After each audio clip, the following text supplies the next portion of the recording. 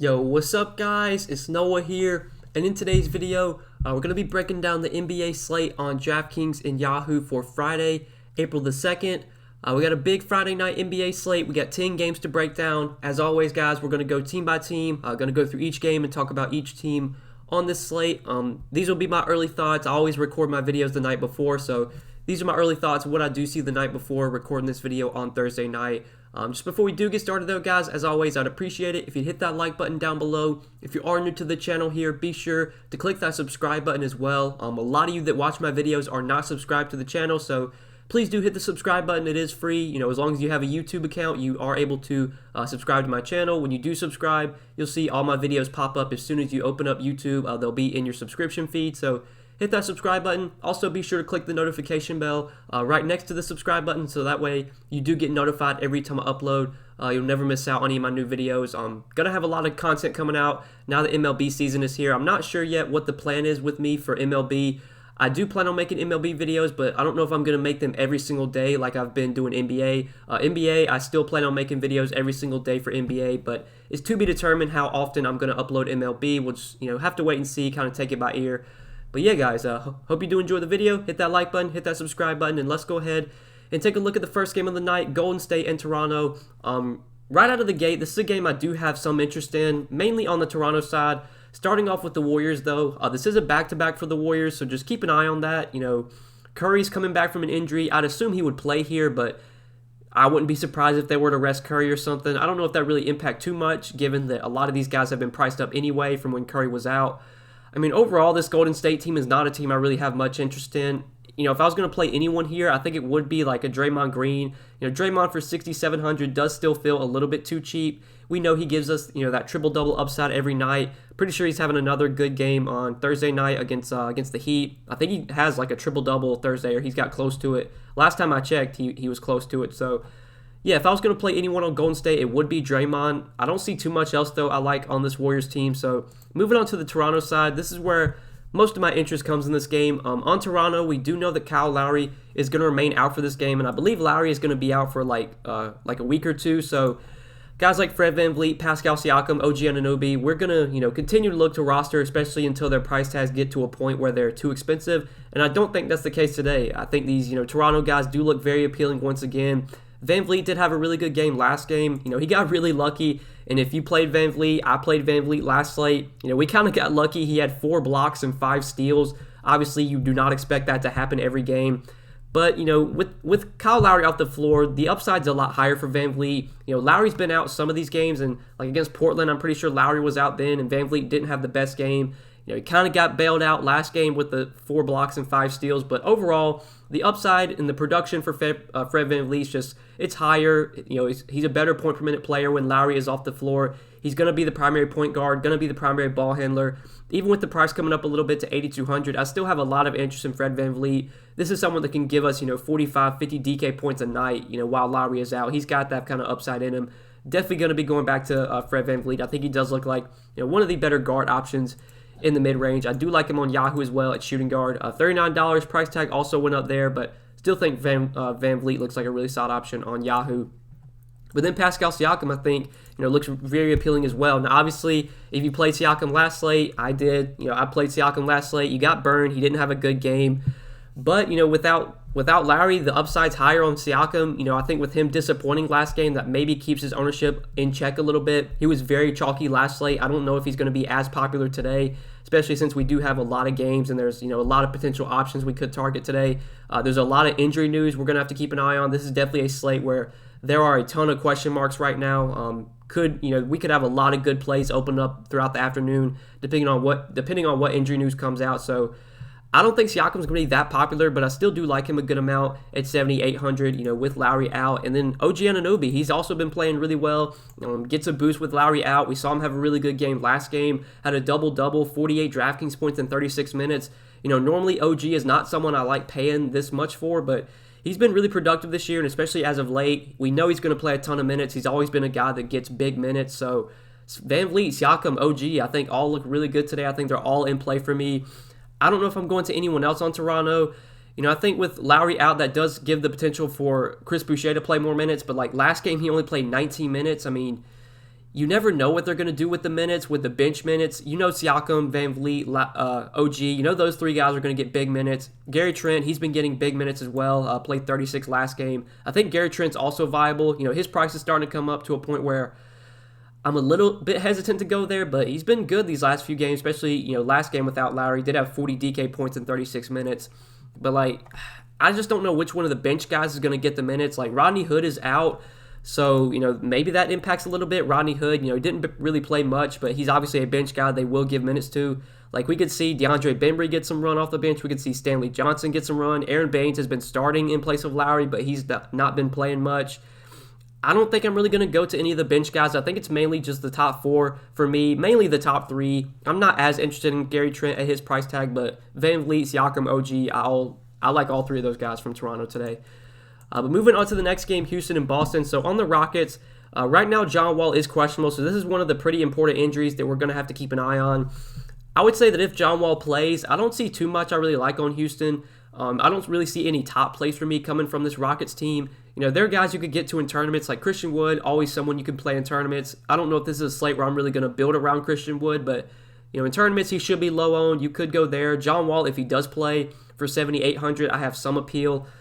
But really, outside of those two, I'm not going to anyone else on Houston. Now, if John Wall gets ruled out, I do like Kevin Porter quite a bit. I played Kevin Porter last slate once John Wall got ruled out. He didn't have that good of a game. You know, I was kind of disappointed. 32 DK points in 31 minutes from Kevin Porter, but I'd be fine going right back to him if John Wall is out again. Just without Wall, the assist numbers, the overall production from Kevin Porter is a lot higher. His minutes I would expect to be there as well. You know, he only played 31 last game, but I think most nights without Wall, you're going to get 34, 36 minutes from Kevin Porter. So he would be a top play for me for sure if John Wall's out again. But if John Wall plays, I don't see too much that stands out on this Houston team. Now on the Celtics side, another team I don't have a ton of interest in. You know, if I had to play anyone here, it probably would be Robert Williams, 6,700. He was a late scratch last game with an illness, but he's not on the injury report today. He should be good to go for today's game. You know, with Tristan Thompson still out, with Daniel Tice no longer on the team, like this is clearly Robert Williams' job. You know, he's their starting center moving forward, and he's been getting, you know, pretty good minutes. He's going to play about 25 to 30 minutes here if this game stays close. At 6,700, he's still pretty affordable. He's my favorite guy from Houston or from Boston today. I don't know if there's really any core plays coming from the Celtics for me. Like, normally when these three, like Tatum, Brown, Walker, when they're all healthy on a big slate like this, like these aren't three guys I'm really going to go out of my way to play. Again, you know, tournament options, they should be really low owned. Robert Williams, though, I would say is my favorite play from Boston. If I had to play anyone in this game, it probably would be him, or obviously, you know, Kevin Porter if John Wall were to get ruled out. But we can go ahead and move on to the next game, the Knicks and the Mavericks. So on the Mavericks today, I don't really see much I like here at all. You know, this is a bad matchup for Luka and Porzingis. You know, the Knicks, they're a good defensive team. They play super, super slow. Obviously, Luka and Porzingis can go off any night, but there's just other guys I'd rather pay up for today. I don't think I'm really going to be going to anyone on this Dallas team. You know, I guess if you want to go to Porzingis because he's, you know, going back to the Garden to face the Knicks, you could do that, but he's faced the Knicks, you know, already a few times since he, you know, went to Dallas, since he got traded away. So, yeah, I don't really see much from Dallas that I like. Now, on the Knicks side, it's kind of the same thing, except we do have some question marks here. So, you know, maybe there could become some, you know, there could be some guys that become viable depending on what happens with RJ Barrett. RJ Barrett is questionable. I'm pretty sure he's played every game this year. So this would be a pretty impactful injury if he were to get ruled out, because Barrett does play a ton of minutes, and, you know, he's one of their highest usage players along with Julius Randle. If Barrett were to get ruled out, I think the biggest beneficiary would definitely be Alec Burks. I would assume that Alec Burks would move into the starting lineup, and Burks is someone that can be productive when he's out there, when he gets big minutes. I would assume that he would play, you know, probably 34, 36 minutes if RJ Barrett were to get ruled out. He would definitely soak up a lot of Barrett's usage. So at 5,800, Burks would be a really good play from the Knicks if RJ Barrett were to get ruled out. Derrick Rose is also questionable. I don't think this impacts too much. I believe he was out last game. Elfrid Payton, he played 28 minutes with Rose out. He'd probably be the one guy that I would go to if Rose were to sit. Quickly, I don't think played as much. Yeah, Quickly only played 13 minutes. So if Rose were to be ruled out, I would say, you know, Elfrid Payton for 4,400 would be a pretty decent value point guard option. If Barrett and Rose both play, though, I really don't like much at all from this Knicks team. And overall, this game isn't going to be one I have a ton of exposure to. So it's just a wait and see here on the Knicks side, what happens with Barrett and Rose. If they're both out, I think Alec Burks and Elfrid Payton would be the two guys I'd be looking to on the Knicks. Don't see too much else. Like Julius Randle, another solid tournament play, going to be low owned, but still wouldn't consider him a core option for me on a big slate like this. So we can go ahead and talk about Charlotte and Indiana. On the Hornets today, we do need to watch the status of Malik Monk. So he did get injured in their game on Thursday. The Hornets are on a back-to-back. They play again Friday. Monk, it didn't seem like he was, I'm pretty sure he twisted his ankle or something. He got like an ankle sprain. So it's very likely that Malik Monk is going to be out today. If he were to get ruled out, I don't think that would impact too much. I would feel pretty good about Terry Rozier playing big minutes. I'd feel pretty good about Devontae Graham playing big minutes.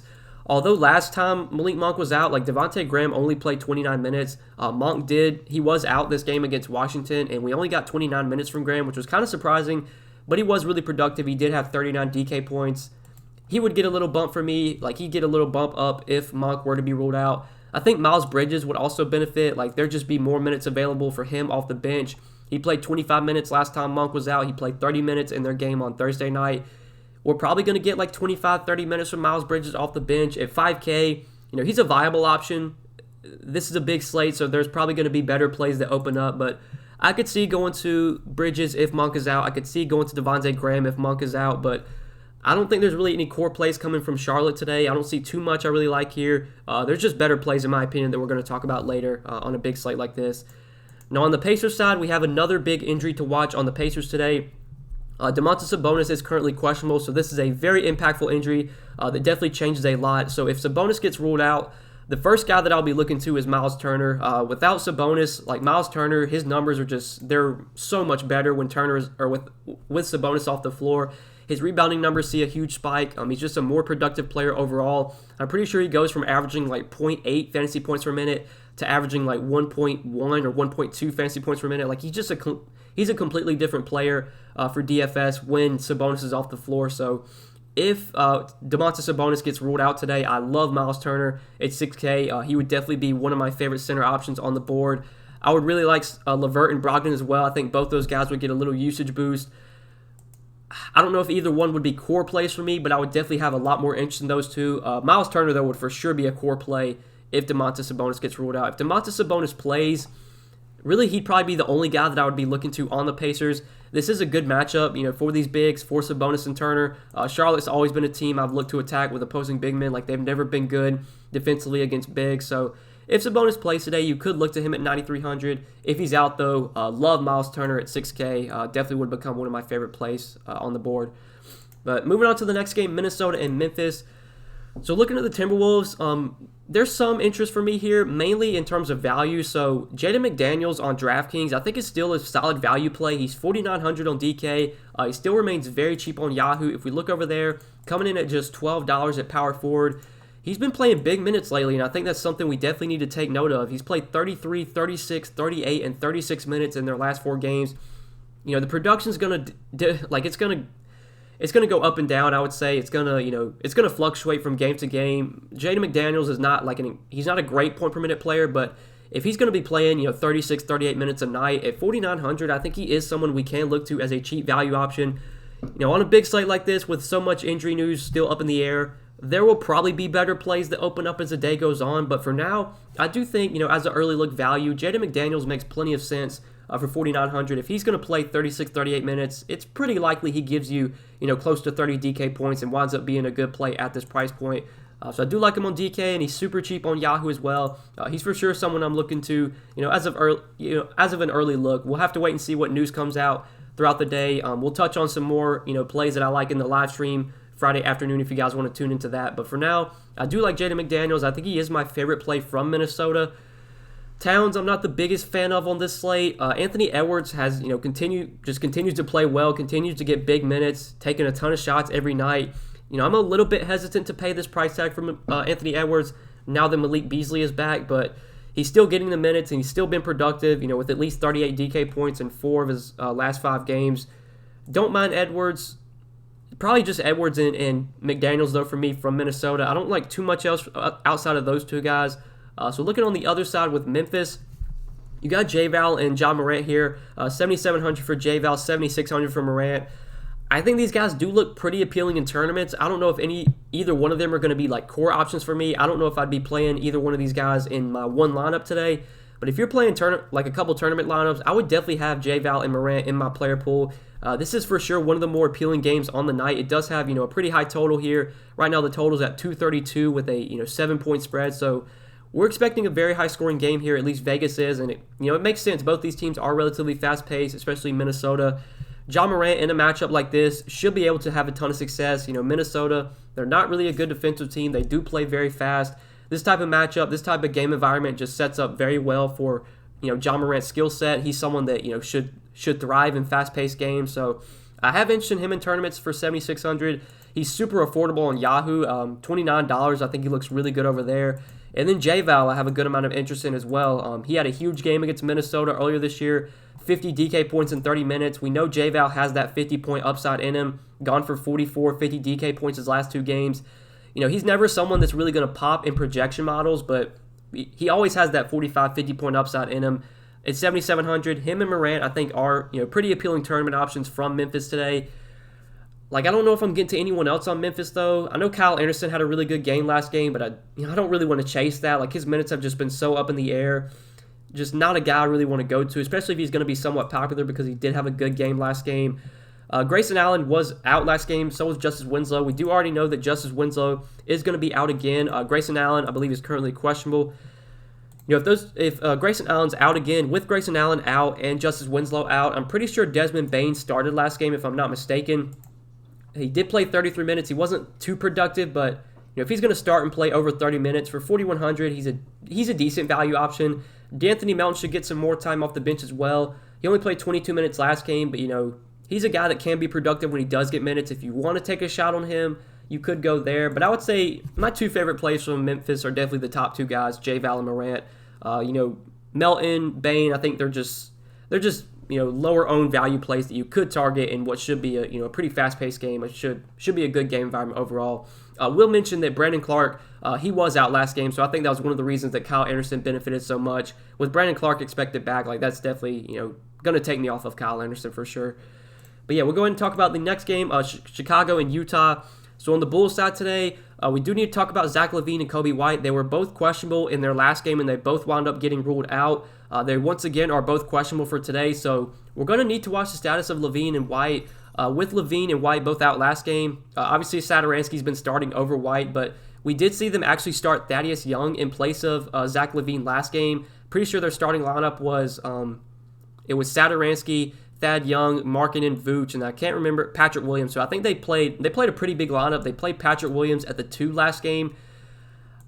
If they run out that same starting lineup, if LaVine and White are both out again, there is a good appeal of mine. I do have some interest in some of these Chicago guys, even in a tougher matchup against Utah. We saw Lauri Markkanen actually have a really good game with LaVine out last game. 34 minutes, 33 DK points at 5,100. He would definitely be viable on this slate. Vooch would get a usage boost. He was really good last game. Finally had a good game with the Bulls. 49 DK points in 34 minutes. So I'd have interest in Vooch. I'd have interest in Markkanen. Tomas Satoransky for 4,800 would also be viable. He got 30 minutes last game. Would probably play around 30 minutes again. Should be slightly more productive without LaVine out there if LaVine were to sit. And then Denzel Valentine, I do want to mention because he did get a good amount of run off the bench. He played 29 minutes off the bench, was very productive, 33 DK points. I would like Denzel Valentine a decent amount as a value option if LaVine were to get ruled out. So there's a lot of potential plays that I could be interested in from Chicago today if LaVine and White both wound up sitting. If they both play, though, I don't see too much I really like on the Bulls. The Bulls will probably be a team I fade if LaVine and White are both in. But if they're both out, Vooch, Markkanen, Satoransky, Valentine, I'd have interest in all 4 of those guys for sure. But on the Utah side, I don't see too much I really like on Utah. But we do need to talk about Donovan Mitchell. Assuming that Mitchell plays, I don't see too much I really like on Utah. Joe Ingles, he's listed as questionable on Draftkings, but he's actually probable. So Joe Ingles is expected to play. But we don't know the status yet of Donovan Mitchell. He was out Wednesday for personal reasons. We have no idea if he's going to play today. Like I said, if he plays, I don't see too much I really like on the Jazz. Normally, this is not a team I really go out of my way to roster guys from when they're fully healthy. But if Mitchell were to be out again, the biggest beneficiaries would be Mike Conley, Jordan Clarkson, and Joe Ingles.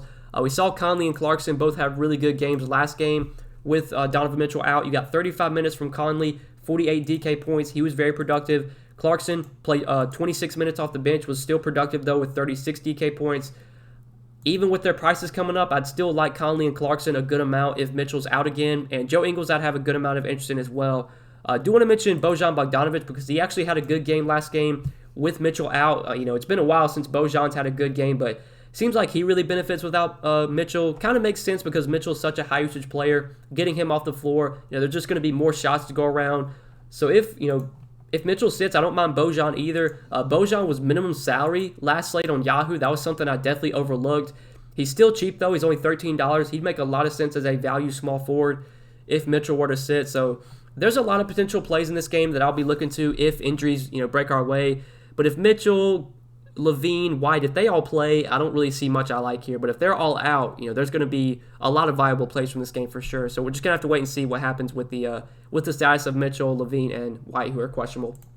But talking about the next game, looking at Atlanta and New Orleans. So on Atlanta today, this is a back-to-back for the Hawks, which is something to note. I don't think anyone would rest here, but just keep an eye on it. But on this Atlanta team, we do know that John Collins, he's going to be out for about a week. So there's going to be some beneficiaries with John Collins out. We do know DeAndre Hunter is going to remain out as well.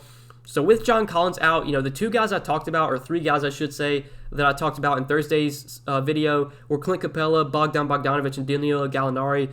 They actually did not start Gallinari, which is kind of surprising. I thought they were going to start Gallinari Thursday in place of John Collins, but they actually went with Solomon Hill in the starting lineup. I don't exactly know what Solomon Hill's doing. I can check it real quick. So Solomon Hill's played 24 minutes, not having the best game overall, but yeah, I think with John Collins out, the biggest beneficiaries are Clint Capella and Bogdan Bogdanovic. Bogdan Bogdanovic, once again, having a very good game Thursday night. He's on pace to play about 35 minutes. 5,700, I think he's one of these guys that has a path to get more minutes now that Collins is out, just because without Collins, that's one less body they have that they can give big minutes to. They can just run different lineups. Like they can play some lineups where they have Gallo at the 5 and they just run small ball with Bogdan out there. If they're going to keep giving Bogdan big minutes like they have the last two games, he's someone I have a lot of interest in at 5,700, especially in a really good matchup like this against New Orleans in what should be a pretty good game environment overall. Definitely a pace-up spot here for the Hawks, who have been playing pretty slow this year. Getting to face the Pelicans is one of the better matchups you can get. So for 5,700, I like Bogdan again. I had interest in him on Thursday's slate. I think I'm definitely going to be looking to him again on Friday. 5,700 on DK. On Yahoo, very affordable over there, coming in at $16. He's definitely someone I'll be looking to at shooting guard. And then Clint Capella, obviously another guy that benefits without John Collins. He's playing big minutes right now, on pace to play, about 35 minutes Thursday night. Having a big game, 24 points, 14 rebounds, 4 blocks. Like without Collins, there's just going to be more, Capella's just going to be more productive when he's out there. He's going to get more rebounds. He's obviously someone that can go out there and put up, 20 and 20. He's a great shot blocker. I like Clint Capella a lot Thursday, and I think I'm going to be going right back to him. The price tag went up a little bit, but if Clint Capella is going to be playing 35, 36 minutes tonight, which I expect he gets with John Collins out, he is someone I'm definitely going to be looking to on a nightly basis. So love Clint Capella as well at 8,100. Still affordable on Yahoo too, coming in at $33. He does look like one of the better center options today. For sure, one of my favorite center plays right now. Gallo, you could go to. Right now, I have the box score pulled up right now. Like Gallo's played 26 minutes, 13 points, 8 rebounds, 1 assist. I wish they would start him because I feel like his upside and his minutes are just going to be higher if he starts. But if he comes off the bench again, I'm definitely less interested. At 5,500, I guess he's still viable, but I think the top plays for me from Atlanta are definitely Capella and Bogdan. And Trae Young, you could go to in tournaments. There's still some other studs I think I prefer today, but don't mind Trae Young here if you do want to go to him. Obviously, really good matchup, a spot where Trae Young should have plenty of success against a fast-paced Pelicans team. But looking at this Pelicans side, this is probably the most important team to talk about just because of the question marks right now. So Zion, Brandon Ingram, and Lonzo Ball were all out on Thursday. We have no idea yet, as of the time I'm recording this video, if they are going to play on Friday. So keep an eye on this. If they all play, so let me just try and do this is the best way I can. So if they all play, I don't see too much I really like on New Orleans if Lonzo, Ingram, and Zion are all in. But if Zion's out and Ingram is in, then I really like Ingram. If Ingram is out and Zion's in, I have more interest in Zion. If they're all out again, though, then, Nickeil Alexander-Walker, Josh Hart, Eric Bledsoe, those were three guys I had a lot of interest in Thursday. They all had really good games Thursday. They all did very well for their salaries. They would be, top options once again. I think all remain underpriced. And then Kyra Lewis coming off the bench, I'd have a lot of interest in at 3,700. He got pretty good minutes off the bench. He'd definitely be someone I'd be looking to. So it's tough to really break down this Pelicans team right now. Plus, I do want to mention James Johnson. James Johnson did start for the Pelicans Thursday in place of Zion. If he were to start again, he's minimum salary still. He had a really good game. He was productive. I think he finished with like 30 DK points in like close to 30 minutes. He'd be a top value play today if he were to start again. So we'll just have to wait and see what happens here. If all guys play, not a ton I really like from the Pelicans, but, if Ingram's out and Zion plays, I have interest in Zion. He's a good option. If Zion's out and Ingram plays, I'd like Ingram a lot. And if they're all out, then NAW, Hart, Bledsoe, Kyra Lewis, James Johnson, would be guys I'd be looking to once again. Would be 5 very strong options on this slate. But yeah, going ahead and moving on to the next game, Milwaukee and Portland. So Milwaukee today, pretty easy team for me to break down. Really, it's just Giannis for me and nothing else. I think Giannis does look like one of the better pay-up options on this slate. He's kind of been up and down lately. He hasn't really had any good games in a while. He's had, he's had 4 straight stinkers, 4 pretty disappointing games. But we know Giannis is going to bounce back at some point. And a good matchup like this against Portland, Giannis has a ton of upside here if this game stays close. At 10,900, I think he's definitely ahead of guys like Luka, some of these other studs we've talked about. I think Giannis is towards the top of my list in terms of pay-up options. I don't know if this is going to be a slate where I'm really jamming in a bunch of studs, but we'll just have to wait and see what kind of value opens up as the day goes on. This does feel like a slate where we're going to have a lot of strong mid-range options like we did have a couple of days ago.